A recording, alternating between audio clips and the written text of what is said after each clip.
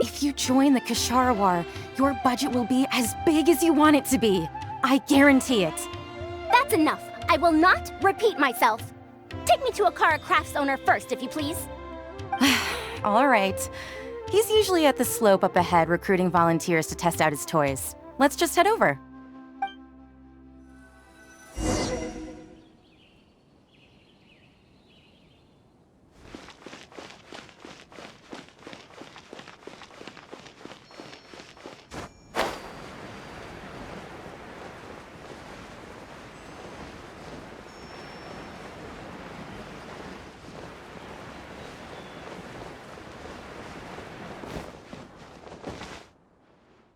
Mamdu, the one I recommended is here.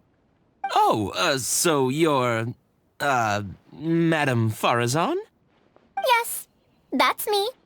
Ah, wonderful. We haven't been able to make any progress on our collaboration recently. We've made many suggestions, but Miss Anis thought that those ideas were too simple and wouldn't be effective in training the mind. These early learning toys are meant to help the academia train future researchers, after all. If they're too simple, then how are they any different from regular toys? But if they're too complicated, not only will they be expensive to produce considering our production capabilities, but they won't have much broad appeal to Sumeru's children either. So the design can't be too complicated, but it can't be too easy to play with either. I remember that in your notes, many contraptions have managed to fulfill complex functions despite using simple parts. Maybe we can do something similar with these early learning toys. The contraptions in my notes. I didn't create those. I simply took the contraptions in the ruins apart and analyzed them. But now that you mention it, the ruins did have things like that. Do you have a pen, paper, and scissors? I'll make a paper prototype. You have an idea already? I suppose I should have expected as much of a respected academia senior researcher. We do have those. Yes, please, help yourself. Oh, you're done already? Let me explain. These 3 thick lines represent 3 poles. These paper strips of varying lengths represent rings of different sizes. They can be slotted onto the poles and stacked up like a tower. Well, that is easier to make than I expected. So, how is this game played? That's very simple as well. You just need to shift the tower from this pole to another pole. Isn't this a little too simple? Even by the standards of an early learning toy, I mean. Of course, when moving each ring, the paper strips in this case, you must follow one rule. You can only move one ring at a time, and you can't place a bigger ring on top of a smaller one. It's like building a tower. The rings in the 3 poles must be stacked from big to small. I named this toy Pagoda Stack. Pagoda Stack. That sounds way too simple. Even I feel like it's missing something. Give it a try and you'll find out if it's simple or not. I heard from Anis that you find volunteers to try out the toys, right? Why don't we do the same for this game? It's such a simple toy. There's no need to... Mamdu, let's just do as she says. Okay, then. And that's how you play this game. You can all give it a try. Let's see who's able to move the tower to another pole in the smallest number of steps. You called everyone here for such a simple toy? It doesn't look like it'll take that many steps. Come on, we all promised to help Mr. Mamdu test out the new toys. He said he'd give us new Genius Invocation TCG cards. Ugh, fine. Let's get this over and done with so we can head back and play cards.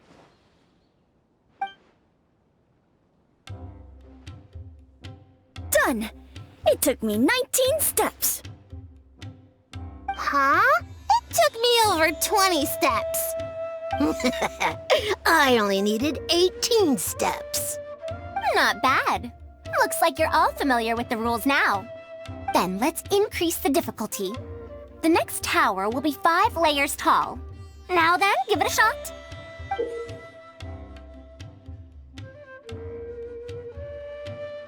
Wait, there's more? Well, since we're already here, why don't we just give it a try? An extra layer shouldn't make it that much harder, right?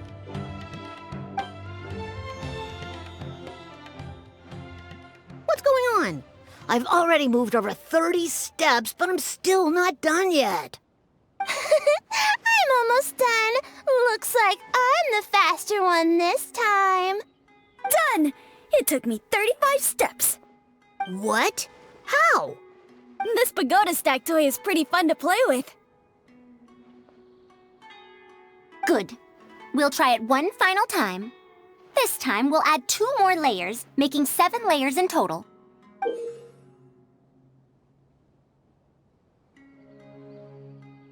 Momdu, we've still got quite a few paper strips here. Why don't you give this a go as well? Do you need that many steps for something this simple? Let me try. Madam Faruzan, allow me to try it as well. You were looking at it quite seriously just now. Are you starting to understand the principles involved? I think so. If you want to test out your hypothesis, you'll just have to play and find out. Got it. We don't have enough paper strips left for you, Traveler. However, by the looks of things, you seem to have the game figured out. Why don't you guess what the lowest number of steps needed to solve a 7-layer pagoda stack is? Oh, color me impressed. You figured it out so quickly. Let's see how well they do then. If I move this small ring, then the big one won't be able to go on top of it. Oh, this is going to take more steps than I expected. I've lost count of how many steps I've taken. Can I restart? This got a lot harder.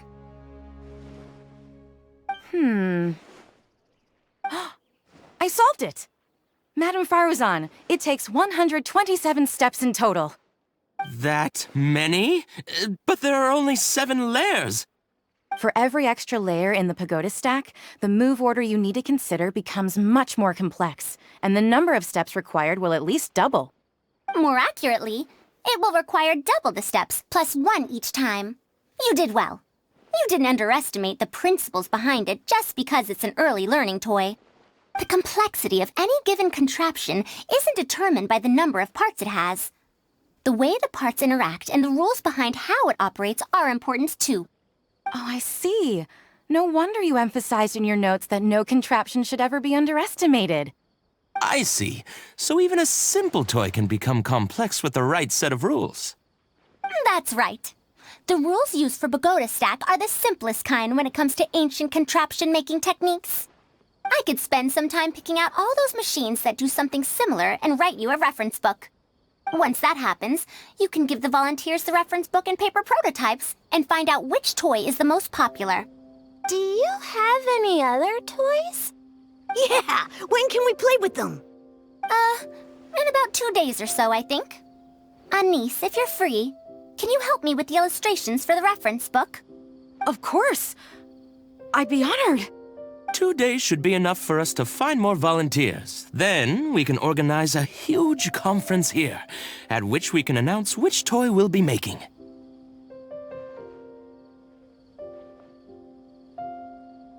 You'd be most welcome. We need more people to get a healthy range of opinions. The more, the merrier. Thank you for coming here with me today. I'll walk back with you.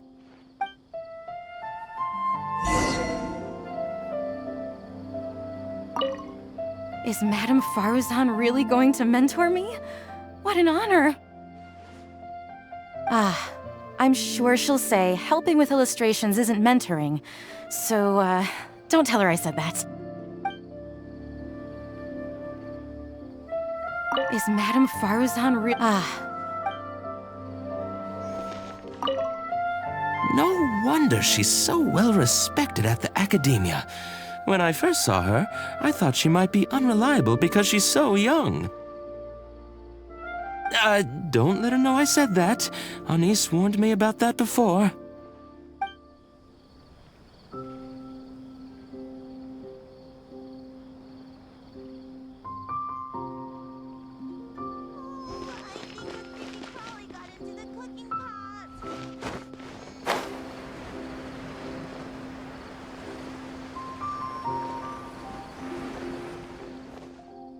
I'll be going then. Say hi to Tainari and Kale for me if you can. Once everything here is settled, I'll make my way over to Pardistii as quickly as I can. You want to ask why I'm unwilling to join them, yes? Putting aside the fact that they're too full of themselves, I actually have no issue with their research methodologies and approach. After all, knowledge is either right or wrong. Superiority and inferiority do not come into the conversation. All researchers are just doing their best to shed light on the unknown in their respective fields of expertise. No matter what corner of the unknown they shed light on, it's a step forward for us all. Because I believe wholeheartedly in that principle. Even if the others call my research useless, as long as the knowledge I gain from it is accurate, it could become useful in the future. In the end, useful and useless are concepts that shouldn't be used to evaluate knowledge. When I first started deciphering ancient documents, I didn't think about how it'd be useful to Ksharawar. That's why there's no need for me to join them to do useful research.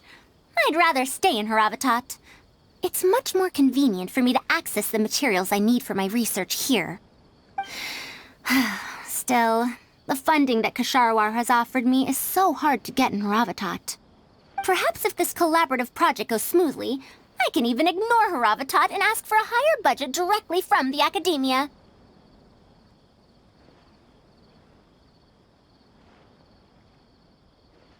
Oh, I could come up with lots of ideas. With Anis's help, 2 days will be enough for our work. However, I'm still undecided as to the style of the reference book's text and illustrations.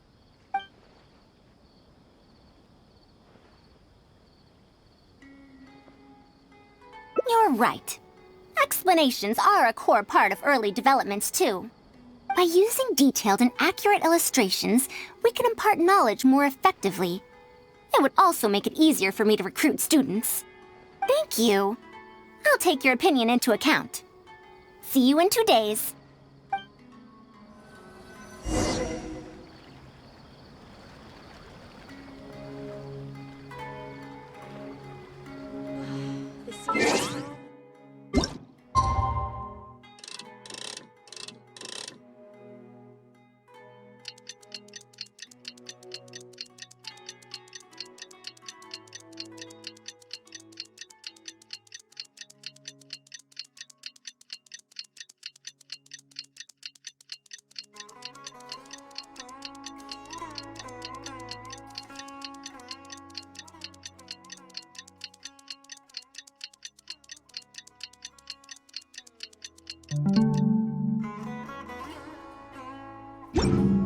I wonder when I'll be as tall as my big...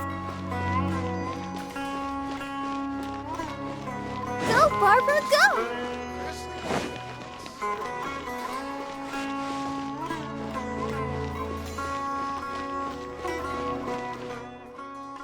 Oh, you're here.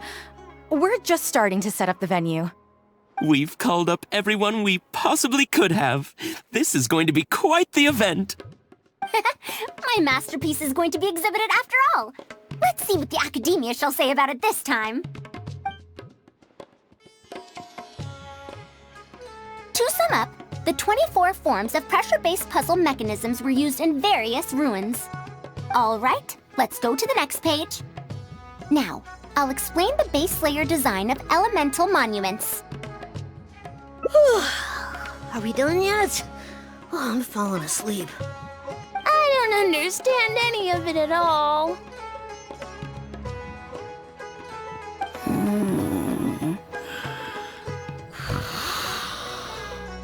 Are these really toys? They sound a bit too dangerous to buy for children. Oh, Well, we've prepared paper prototypes for everyone. If you're interested in the mechanisms Madam Faruzan's talked about, you're more than welcome to try them out. Oh, this is no fun. Can I try another toy? I want to go home and play Genius Invocation TCG.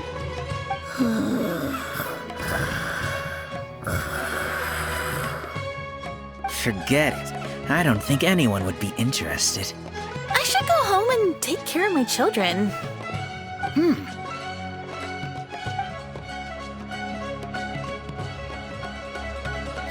How did this happen? Forget about getting opinions from others. No one even wanted to stay and try them out. I'm sorry. I think we miscalculated. No, you simply gave suggestions. I was the one who decided to follow through. Anise, too, was only following my instructions. I will find a way to make up for this error. Please, give me some time. I'll write another reference book. Excuse me, but are you the one who wrote this reference book? Yes.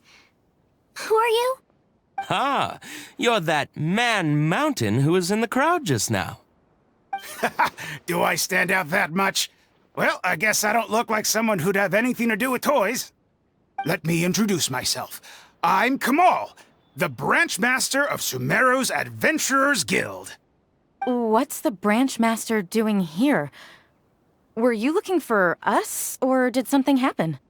I came to Port Ormos to visit some old friends. On the way over, I saw the booklet you were handing out, so I came to take a look. Can you print a few more copies of this booklet and sell them to the Adventurers Guild? Also, could you make full-fledged models of those paper prototypes and sell them to us as well? What does the Adventurers Guild want with these toys? You may see them as toys, but to adventurers who need to deal with all sorts of machines and contraptions within ancient ruins, this booklet is a true treasure. We have many members who can't read, so books are of little use to them. What they know of handling mechanisms has been learned solely through word of mouth.